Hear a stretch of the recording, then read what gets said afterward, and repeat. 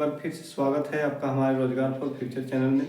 आज हम आपके लिए ब्लड का क्लास नंबर 3 लेकर आए हैं। इससे पहले मैं आपको क्लास 1 और क्लास 2 दे चुका हूं, जिसमें मैंने क्लास 1 में बता चुका हूं कि सर्कुलेटरी सिस्टम क्या होता है, इसे किस साइंटिस्ट के द्वारा दिया गया है, ठीक है। और नंबर 2 के क्लास में बता चुका हूँ कि ब्लड में क्या क्या घुला होता है, ब्लड की अवस्थाएँ क्या क्या होती है, ठीक है। आज की क्लास में हम लोग ब्लड के अवस्था में जो मैंने बताया था कि आरबीसी सॉलिड और लिक्विड होता है, उसमें से हम आज लिक्विड पढ़ेंगे। जो लिक्विड पार्ट में क्या आता है, प्लाज्मा। तो आज हम प्लाज्मा के बारे में पढ़ेंगे।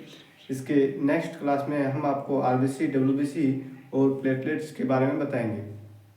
तो चलिए समय को ना गवाते हुए और क्लास को स्टार्ट करते हैं। और एक बार मैं आप बात बता दूं कि आरआरबी ग्रुप डी का फॉर्म आ चुका है। जो अभी तक फॉर्म नहीं फिल किए हैं वो अपना फॉर्म फिल कर दें। और आरआरबी ग्रुप डी में साइंस का बहुत ही अधिक वेटेज रहता है।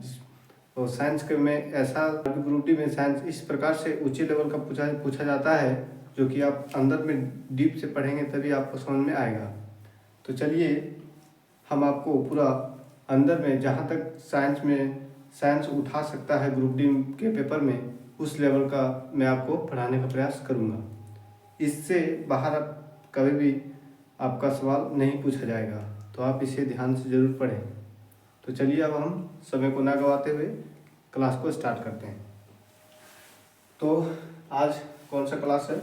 आज क्लास नंबर 3 है, यहाँ पर लिख देते हैं, ठीक है। इससे पहले क्लास 1 क्लास 2 हो चुका है। यदि आप नहीं देखे हैं तो जाके पहले देखिए क्लास 1 और क्लास 2। तो आज हम प्लाज्मा के बारे में पढ़ेंगे, ठीक है। ये प्लाज्मा क्या है, मैंने कल की क्लास में बता चुका था आप लोगों को। ये प्लाज्मा जो है लिक्विड पदार्थ है। ये क्या है? तो लिक्विड पदार्थ है हमारे ब्लड का, ठीक है। हमारे ब्लड का क्या है? तो लिक्विड पदार्थ है, ठीक है। इसे हिंदी में तरल पदार्थ बोला जाता है, ठीक है। ये लिक्विड पार्ट है हमारे बॉडी का, ठीक है। तरल पदार्थ है हमारे ब्लड में। कौन सा? तो प्लाज्मा, ठीक है। और प्लाज्मा कब पूछा जाता है? प्लाज्मा का कलर क्या होता है, ठीक है, यानी कि रंग, ठीक है। आप इंग्लिश में से कलर लिख देते हैं। चलो,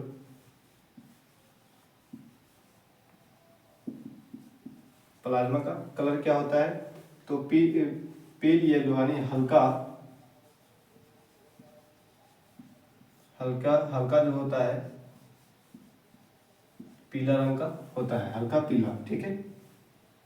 हल्का पीला, ठीक है। इंग्लिश वाले से लिख लें। इंग्लिश में हल्का पीला को बोला जाता है पेल येलो कलर, ठीक है। प्लाज्मा एक तरल पदार्थ है और ये हल्का पीले रंग का होता है। पूछा जाता है ग्रुप डी के पेपर में कि प्लाज्मा का रंग क्या होता है, ठीक है। तो ऑप्शन में आप लोग को दिया रहेगा कि हल्का पीला, ठीक है। आगे पूछा जाता है इसमें वर्णक कौन सा होता है? प्लाज्मा में वर्णक जो होता है पिगमेंट, जिसे आप इंग्लिश में पिगमेंट और हिंदी में इसे वर्णक बोला जाता है, ठीक है।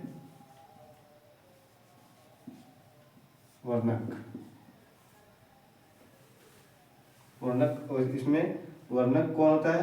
तो बिलिरुबिन होता है, ठीक है।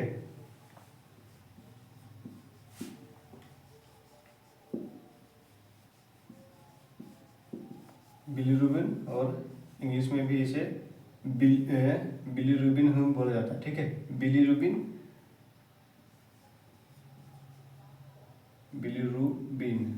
ठीक है, ठीक है। यही वर्णक होता है। और ये बिलिरुबिन को कौन बनाता है? तो यकृत बनाता है, ठीक है। यकृत, ठीक है, यकृत बनाता है। यकृत ही बाइल जूस बनाता है, ठीक है। इसको कौन बनाता है?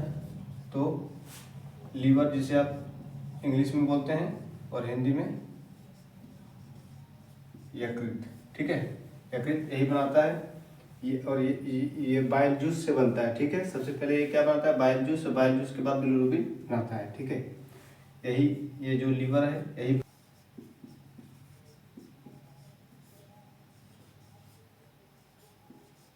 बाइल जूस, ठीक है, ये बनाता है बाइल जूस। और यही बाइल जूस के ज़्यादा होने से, ठीक है, यही जो है, यही बाइल जूस ज़्यादा होने से, ठीक है, ज़्यादा होने से कौन सा बीमारी होती है, तो आप लोग जानते होंगे, ठीक है, जॉन्डिस।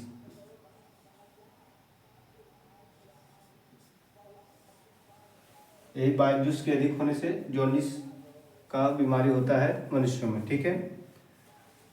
आई होप यहाँ तक आप लोग को समझ में आया होगा, ठीक है। यदि आप नोट करना चाहें तो इसे नोट कर लें या फिर स्क्रीनशॉट ले लें, ठीक है। हम आपको कुछ वक्त दे देता हूँ। आई होप कि आप लोग नोट कर लिए होंगे या फिर स्क्रीनशॉट ले सकते हैं, या फिर सेशन को आप पॉज करके भी इसे नोट कर सकते हैं, ठीक है। आगे की ओर हम लोग बढ़ जाते हैं। तो इतनी बातें थी इसके बारे में, तो प्लाज्मा के बारे में, ठीक है। और भी प्रश्न इससे पूछा जाता है प्लाज्मा से कि प्लाज्मा में पानी कितना % होता है, ठीक है। प्लाज्मा में वाटर, ठीक है, वाटर जिसे हिंदी में पानी बोला जाता है। आई होप कि आप लोग सब लोग जानते होंगे, ठीक है। इसमें प्लाज्मा में पानी कितना होता है, तो 90 से 92% तक प्लाज्मा में पानी होता है, ठीक है। और इसमें जो बच गया वो क्या होता है, प्रोटीन, ठीक है।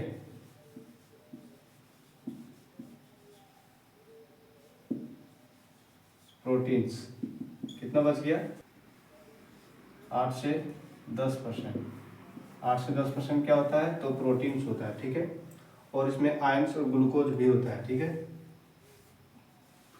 यानी कि मिनरल्स में क्या क्या होता है, तो आयरन होता है, मिनरल्स में आयरन होता है, मैग्नीशियम होता है और कैल्शियम होता है, ठीक है। और साथ साथ ग्लूकोज होता है, क्या होता है, तो ग्लूकोज,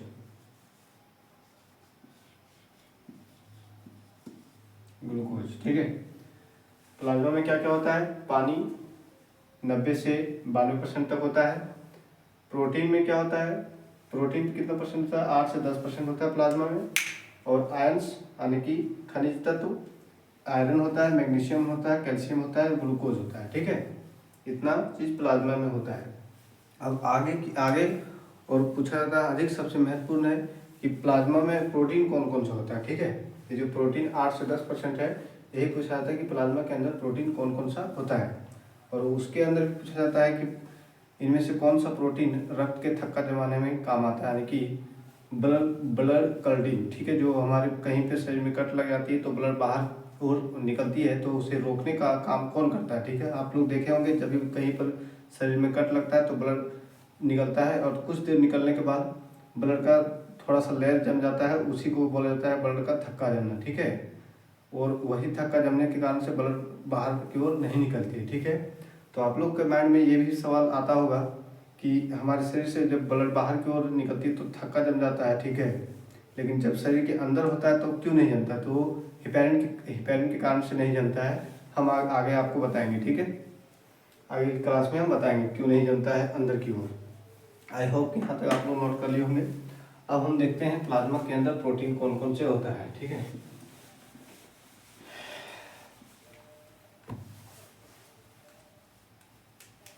प्लाज्मा के अंदर प्रोटीन, ठीक है। तो प्लाज्मा के अंदर जो प्रोटीन होता है, सबसे पहले यही पूछा जाता है कि कितने प्रकार के होता है प्लाज्मा के अंदर प्रोटीन। तो सबसे पहले ये आप नोट कर लें, प्लाज्मा के अंदर जो प्रोटीन होता है उसकी संख्या क्या होती है। तो प्लाज्मा के अंदर जो प्रोटीन होती है वो कुल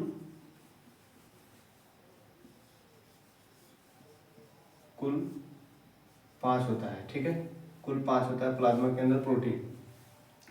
तो सबसे पहले अब यही 5 का नाम पूछा जाता है एक एक करके, उसका काम भी पूछा जाता है ना, तो मैं आपको उसका काम और उसका नाम साथ में बताते हुए चलेंगे, ठीक है। तो सबसे पहले इम्पोर्टेंट है, सबसे पहले आता है थ्रोम्बिन, ठीक है। हिंदी और इंग्लिश दोनों में से सेम ही बोला जाता है, थ्रोम्बिन को थ्रोम्बिन ही बोला जाएगा, ठीक है। तो लिख देते हैं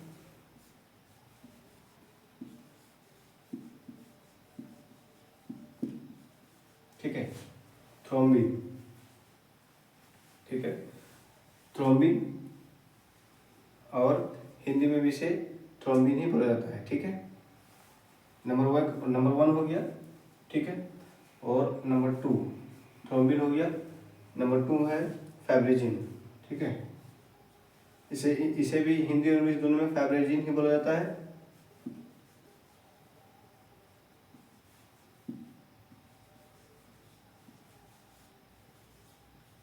फाइब्रिजिन, ठीक है, नंबर टू हो गया फाइब्रिजिन।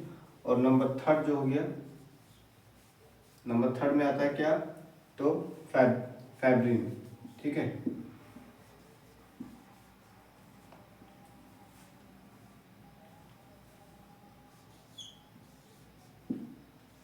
फाइब्रिन, ठीक है।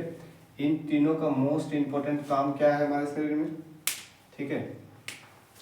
इन तीनों का जो मोस्ट इंपॉर्टेंट काम है हमारे शरीर में, वो रक्त का थक्का जमाना, ठीक है, ब्लड, जिसे इंग्लिश में ब्लड क्लॉटिंग बोला जाता है, ठीक है। क्या, तो ब्लड क्लॉटिंग, ठीक है।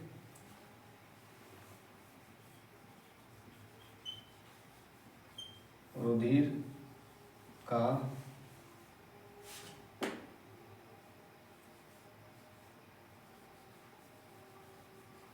थक्का जमाना, यही काम होता है, ठीक है।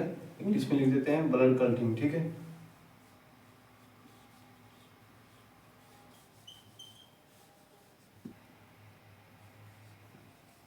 ब्लड क्लॉटिंग, ठीक है, रुधिर का थक्का जमाना, ठीक है।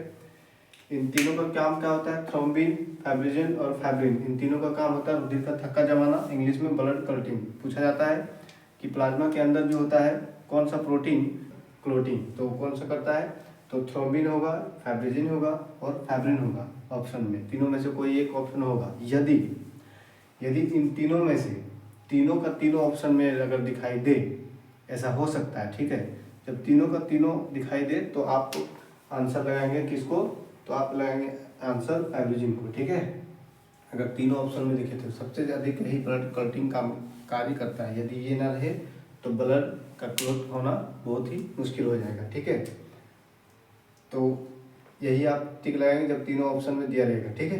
पूछा जाएगा क्या, मैं एक बार फिर से आपको बता देता हूँ कि हम मानव के शरीर में रक्त का थक्का जमाने में कौन सा प्रोटीन काम आता है, ठीक है। और प्लाज्मा का कोई जिक्र नहीं होगा, मतलब बोला जाएगा कि रक्त, मानव शरीर में रक्त का थक्का जमाने में कौन सा प्रोटीन काम आता है, तो इनमें से कोई एक ऑप्शन होगा, ठीक है। आई होप कि यहाँ तक आप लोगों को समझ में आया होगा, ठीक है। अगला जब कुल 5 होता है तो और भी 2 होगा, ठीक है। नंबर 4 में कौन सा है, नंबर 4 में है ग्लोबुलिन, ठीक है।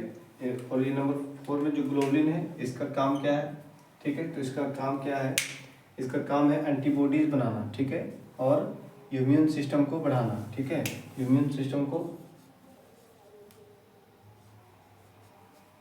बढ़ाना, ठीक है। एंटीबॉडीज क्या होती है, जो हमारे शरीर में अनवांटेड चीज चला जाता है, जैसे कोई वायरस चला गया, ठीक है, उनको मारने के लिए एंटीबॉडीज बनाता है, उनसे लड़ने के लिए एंटीबॉडीज बनाता है, ठीक है, जिसे वो ख़त्म कर सकता है। पूरा वो ख़त्म नहीं कर पाते हैं कौन, तो ग्लोबुलिन, लेकिन बहुत हद तक ख़त्म करने का प्रयास करता है, जिससे एंटीबॉडी बनाता है, ठीक है। और इम्यून सिस्टम को बढ़ाता है। ये इम्यून सिस्टम क्या होता है हमारे शरीर में, हम आपको आगे की क्लास में बताएंगे, ठीक है, जब इसके बारी आएगी तब। अभी आप इतने ही समझें इम्यून सिस्टम क्या होता है, ठीक है। तो पूछा जाता है परीक्षा में कि ग्लोबुलिन जो है, ठीक है, ग्लोबुलिन, इसे हिंदी में भी लिख दिया हूँ मैंने।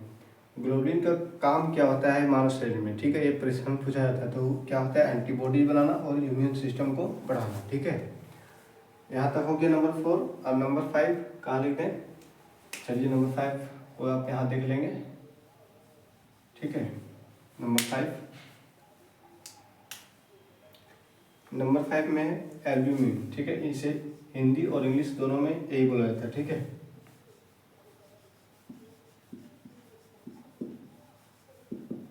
एल्ब्यूमिन, इसका काम क्या होता है, इसका काम क्या होता है, ठीक है। एल्ब्यूमिन का काम हमारे मानव शरीर में क्या होता है? एल्ब्यूमिन का काम ज़्यादा कुछ नहीं होता है, लेकिन इसमें क्या क्या होता है? इसमें होता है आयंस यानी कि मिनरल्स, ठीक है, आयंस होता है। और क्या होता है? सॉल्ट यानी कि नमक।